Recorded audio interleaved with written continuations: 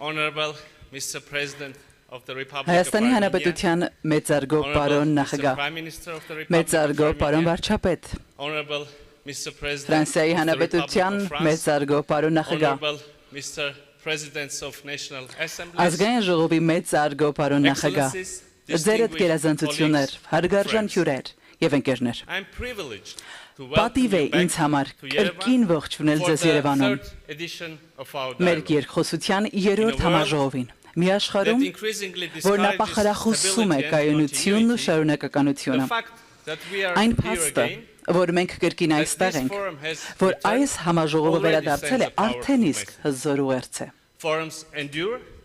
when they Համաժողովները have կենսունակ են something մնում real to այնքան say. ժամանակ, քանի դեռ ունեն I believe ասելու we do. բովանդակություն։ Last Հավատացեմ, year, մենք ունենք we ասելիք։ met in this very room Անցյալ under տարի the մենք theme հանդիպեցինք հենց այս Navigating դահլիճում, the Unknown. նավարկելով անհայտության միջով described խորագրի the world ներքո։ that Մենք was նկարագրեցինք lost մի in a աշխարհ, thick որը պատված fog, էր խիտ as մառախուղով, the familiar քանի որ architecture was ծանոթ ճարտարապետությունը փլուզվում էր, crumbling, the rules were կանոններն fading, անհետանում and we էին, weren't sure what was coming եւ մենք next. վստահ չէինք, թե ինչ We է brought up սպասվում առջևում։ compasses and maps, we spoke of Խոսեցինք tectonic կողմնացույցների եւ shifts and քարտեզների մասին, disorientation. անդրադարձանք տեկտոնական տեղաշարժերին եւ how ուղղության any of us փոփոխությանը։ was Մենք հարց էինք տալիս, navigating in this թե ինչպես է unknown մեզնից յուրաքանչյուրը նավարկում այդ Today, անորոշ That միջավայրում։ fog has Այսօր partially cleared. այդ մառախուղը massամբ ծրվել է, But instead of calm sea, բայց խաղաղ ծովի we see փոխարեն many storms. մենք տեսնում ենք բազմաթիվ The storms we փոթորիկներ։ face today are not metaphorical. Այսօր մենք They are դիմակայում ենք very փոթորիկների, real and որոնք ոչ թե systemic. մետաֆորիկ են, այլ շատ They իրական եւ test համակարգային։ nations, their sovereignty, Դրանք փորձության են institutions, ենթարկում and պետություններին, individuals նրանց alike. ինքնիշխանությունը, ինստիտուտները Looking եւ at անհատներին։ today's storms, the following Այսօրվա այս broader փոթորիկներին picture նայելով emerges. ուրվագծվում է հետեւյալ ավելի լայն պատկերը։ Geopolitical storm. Աշխարհաքաղաքական փոթորիկ։ International law and global order are Միջազգային not just իրավունքն ու strained. գլոբալ They աշխարհակարգը are being պարզապես actively ճշմարտակ dismantled. չեն, դրանք ակտիվորեն We քանդվում see a են։ dangerous shift Մենք ականատես where ենք լինում the rule of վտանգավոր power մի տեղաշարժի, tends to replace երբ the rule ուժի of law. իրավունքը միտում ունի փոխարինել իրավունքի Multilateral ուժին։ institutions Աշխարհակարգը designed to պահպանելու համար maintain ստեղծված order բազմակողմ ինստիտուտներն are բախվում են struggling to իրենց assert their ազդեցությունն authority in a ապահովելու world that բարդությունների no longer մի աշխարհում, waits որն for այլևս their չի verdict. սպասում նրանց վճռին։ Nuclear rhetoric once Միջուկային restricted to the հռետորաբանությունը, rules որը of the նախկինում Cold War, սահմանափակված էր սառը re-entered պատերազմի mainstream ամենամութ political սենյակներով, վերադարձել է should քաղաքական alarm հիմնական everybody. դիսկուրս, ինչը պետք է անհանգստացնի Technological բոլորին։ storm. Տեխնոլոգիական պատերազմ։ Տեխնոլոգիաները զարգացել են շատ ավելի արագ, քան դրանցից բխող ռիսկերն ու հնարավորությունները կառավարելու մեր կարողությունը։ Արհեստական բանականությունն այլևս ֆուտուրիստական երազանք չէ, այլ ներկայի ուժ։ Մենք բնականաբար կանխատեսում էինք, որ այն կվերափոխի արդյունաբերություններ, կվերացնի որոշ մասնագիտություններ եւ կփոխի աշխատանքի էությունը, բայց դրանից զատ արհեստական բանականությունը նաեւ դարձել է մանիպուլյացիայի ուժեղ գործիք, արդյունաբերական ծավալներով գեներացնելով ապատեղեկատվություն, ստեղծելով կեղծ իրականություններ եւ իրավուժական ճշգրտությամբ թիրախավորելով ժողովրդավարական հասարակությունները։ Տնտեսական փոթորիկ։ Համաշխարհային շուկան այլևս կայուն չէ, իսկ վերջին զարգացումները խորապես սասանել են այն համոզմունքը, որ բաց առևտուրն օգուտ է բերում բոլորին։ Մայր ցամաքներ միավորող մատակարարման շղթաները հեշտությամբ խզվում են։ Էներգակիրների գների տատանումները կարող են մեկ գիշերվա ընթացքում խաթարել ազգային տնտեսությունները։ Տնտեսական պատժամիջոցները դարձել են աշխարհաքաղաքական ճնշման առօրյական գործիք, առևտուրը վերածելով մարտադաշտի։ Բնապահպանական փոթորիկ։ Բնական համակարգերը, որոնք ապահովում են կյանքը երկրի վրա, մեր կլիման, ջուրը, հողը, անտառներն ու կենսաբազմազանությունը այլևս պարզապես չեն փոփոխվում, դրանք գտնվում են լրջագույն ճնշման ներքո։ Մենք աստիճանական տաքացումից անցել ենք խորը անկայունության շրջան, որտեղ բնապահպանական վնասը խորացնում է ցանկացած այլ ճգնաժամ։ Կենսաբազմազանության կորուստը, հողի դեգրադացումն ու անտառահատումը թույլատնում են բնության վերականգնվելու կարողությունը, մինչդեռ բնական ռեսուրսների չափից ավելի օգտագործումը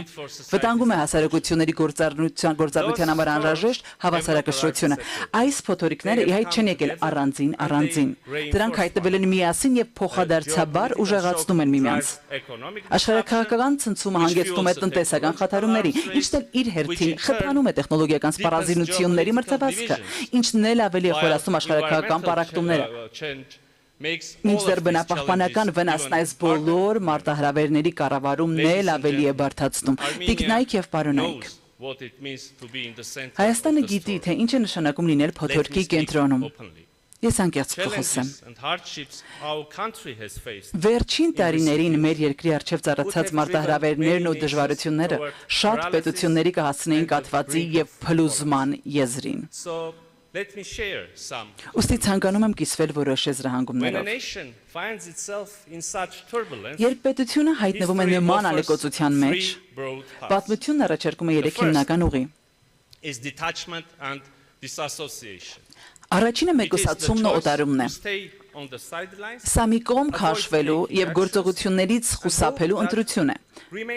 Հույս ունենալով, որ փոթորիկներից հեռու մնալով դրանք քեզ կշրջանցեն, իսկ հարմարավետության գոտին եւ ստատուս քվոն կպահպանվեն։ Թեև կարճաժամկետ հեռանկարում դա կարող է անվտանգ ընտրություն թվալ, պատմությունը ցույց է տալիս, որ նման մեկուսացումը չի պաշտպանում, այն պարզապես կտրում է պետություններին իրականությունից, դարձնում անպատրաստ եւ առավել խոցելի, ուժեղացնելով ճգնաժամին առերեսվելուց հարվածի աստեցությունը, եւ փուչիկն ի վերջո պայթում է։ Երկրորդը փոթորկին տրվելն է։ Այս դեպքում իրականացվում են անարդյունավետ, սխալ եւ հյուծող գործողություններ, որոնք կանխատեսելի են եւ ինչն առավել վատ է, փոթորկի կանխորոշված սցենարով թելադրված, որի արդյունքում նպաստում ես փոթորիկի իր իսկ կողմից ընտրած ուղղությամբ քեզ ներքաշելուն։ Այսպիսով կորցնում ես վերահսկողությունը, այլևս չես որոշում քո իսկ ապագան, դառնալով սեփական պատմության օբյեկտը, այլ ոչ թե սուբյեկտը։ Իսկ պարզապես հոսանքին տրվելով կամ փորձելով սանձել այն, անխուսափելիորեն առերեսվում ես ուրիշների որոշումների զոհ դառնալու եւ գոյաբանական մարտահրավերների առջև կանգնելու վտանգին։ Եվ երրորդ ընտրությունը՝ անցնել փոթորիկների միջով, առաջնորդվելով պրագմատիկ մոտեցմամբ եւ ապագային միտված տեսականով, ուղիղ առերեսվել իրականությանը առանց ընդունելուց խուսափելու փոխարեն։ Գիտակցել, որ անկայուն աշխարհում գոնե որոշակի կայունություն ապահովելու միակ ճանապարհը ղեկը սեփական ձեռքը վերցնելն ու հստակ գործուն ռազմավարությամբ առաջ շարժվելն է։ Եվ այո, թեև հաջողությունն այս պարագայում ամենևին հաստատուն չէ, սակայն առաջին 2 տարբերակները հաստատաբես կործանարար են։ Տիկնայք եւ պարոնայք, մենք, Հայաստանի Հանրապետությունը, մեր նորագույն պատմության ընթացքում անցել ենք այս 3 ճանապարհներով, թևակողել ենք այս 3 փուլերը։ Տասնամյակներ շարունակ մենք կարծում էինք, թե մեկուսի մնալով հաջողությամբ խուսափում ենք փոթորիկներից եւ պահպանում սովորական դարձած մեր հարմարավետության գոտին։ Սակայն երբ եկավ պահը, ճգնաժամը եւ այդ երևակայական անվտանգությունը փլուզվեց, մենք հայտնվեցինք մի հորձանուտում, որտեղ չնայած մեր համառ ջանքերին, մեզ ձգում էին դեպի անդունդ։ Եվ այդ ժամ ինչ-որ մի պահի մենք որոշեցինք դուրս գալ պատմության այդ արատավոր շրջապտույտից։ Չհետևել այն ուղուն, որն ուրիշներն էին կանխորոշել մեզ համար, այլ ստանձնել պատասխանատվություն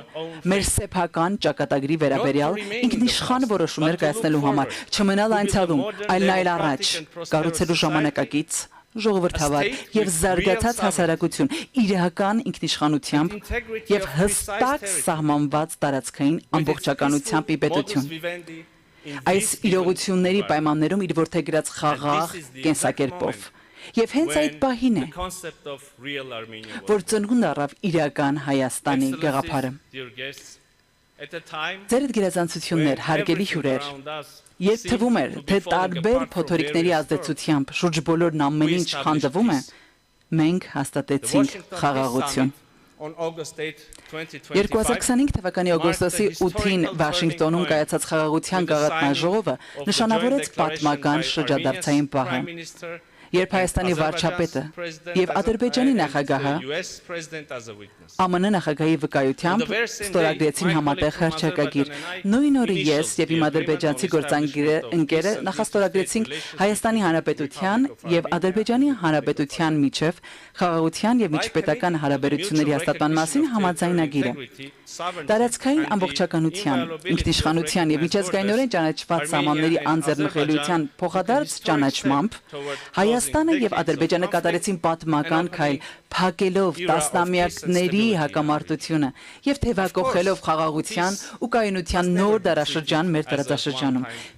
Իհարկե, խաղաղությունը երբեք չպետք է ընկալվի որպես մեկանգամյա ձեռքբերում։ Խաղաղությունը պահանջում է մշտական խնամք, ուշադրություն եւ հայեցում, քանի որ եթե ջանք չներդնես դրա մեջ, այն կարող է վտանգել։ Ուստի խաղաղությունը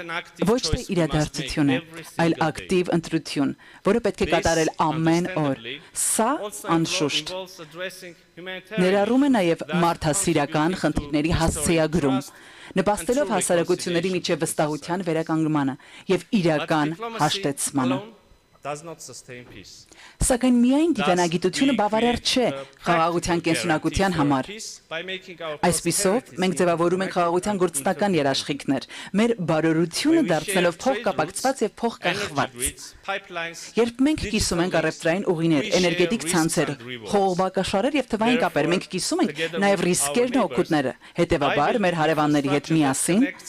կառուցելով արևելքն արևմուտքին եւ հյուսիսը հարավին կապող ենթակառուցվածքներ, մենք ստեղծում ենք մի իրականություն, որտեղ մեր տարածաշրջանում յուրաքանչյուր դերակատարը անձնական շահագրգռվածություն ունի հարևանի կայունության հարցում։ Սա է ընկած մեր խաղաղության խաչմերուկ նախաձեռնության եւ թրիվ նախագծի հիմքում։ Խաղաղության համագործակցության եւ զարգացման հանձնառությունն է մեր հարևանների նկատմամբ մեր մոտեցումների ուղենիշը։ Թուրքիայի հետ հարաբերությունների կարգավորման գործընթացն արտացոլում է մեր այն համոզմունքը, որ բաց սահմաններն ու բարիդրեացիական հարաբերությունները լավագույնս կծառայեն մեր ժողովուրդների շահերին։ Վրաստանի հետ մենք շարունակում ենք խորացնել ռազմավարական գործընկերությունը, հիմնված փոխադարձ շահերի վրա։ Իրանի հետ մենք մշտապես պահպանել ենք բարեկամական կապեր եւ սերտ գործընկերություն։ Փոթորկի միջով անցնելու ռազմավարությունը հանգեցրել է խորքային վերափոխումների, նաև տարածաշրջանից անդին մեր գործընկերություններում։ Հայաստանը կատարել է ինքնիշխան ընտրություն, վարելու բալանսավորող եւ բալանսավորման արտաքին քաղաքականություն, հիմնված ոչ թե մեկ կենտրոնից կախվածության, այլ տարբեր ուղղություններով բովանդակային եւ փոխշահավայր գործընկերությունների ձևավորման վրա։ Միացյալ Նահանգները, Ֆրանսիան, Ղազախստանը, Չինաստանը եւ եվրոպական երկրների ընդլայնվող շրջանակը այսօր մաս են կազմում Հայաստանի ռազմավարական գործընկերությունների համայնապատկերնում, ոչ որպես միմյանց այլընտրանքներ, այլ որպես բազմազան եւ համագործակցային արտաքին քաղաքական ճարտարապետության հենասյուներ։ Մեր անմիջական հարևանությունից դուրս այս վերափոխումն առավել տեսանելի կերպով դրսևորվել է Եվրոպական միության հետ հարաբերություններում։ 2025 թվականի դեկտեմբերին ընդունված ռազմավարական օրակարգը ստեղծում է համագործակցության կառուցակարգված հիմք քաղաքական անվտանգության եւ տնտեսական ոլորտներում։ Վիզաների ազատականացման շուրջ երկխոսության մեկնարկը բացում է մի կարևոր դուռ, որը կարևոր է ոչ միայն կառավարությունների, այլև Հայաստանի քաղաքացիների առօրյա կյանքի համար։ Վերջին օրերին Եվրոպայի տարբեր երկրների ղեկավարներ սկսած Դուբլինից մինչև Թբիլիսի հավաքվել էին Երևանում, մասնակցելու եվրոպական քաղաքական համայնքի գագաթնաժողովին, ինչպես նաև Հայաստան ԵՄ առաջին գագաթնաժողովին։ Ձեր հետ գերազանցություններ, բարեկամներ, ամփոփելով Փոթորիկները գուցե երբեք լիովին չսանձվեն։ Նոր անորոշությունները միշտ ի հայտ կգան, փոխարինելու արդեն իսկ հաղթահարված դերին։ Սակայն մեր փորձից քաղած դասը ֆատալիստական շակից չէ։ Այն ընտրության, ազատության եւ գործելու ուժի մասին է։ Ռազմավարական տեսլականի եւ պատշաճ գործողությունների շնորհիվ փոքր պետությունները կարող են փոթորիկների միջով գտնել իրենց ուղին եւ կերտել իրենց ինքնիշխան, խաղաղ եւ բարգավաճ ապագան։ Այսպիսով, տիկնայք եւ պարոնայք, փոթորիկները միշտ կմոլեգնեն, ուստի եկեք դրանք միասնաբար հաղթահարենք։ Շնորհակալ եմ եւ բարի գալուստ Երևանյան երկխոսություն։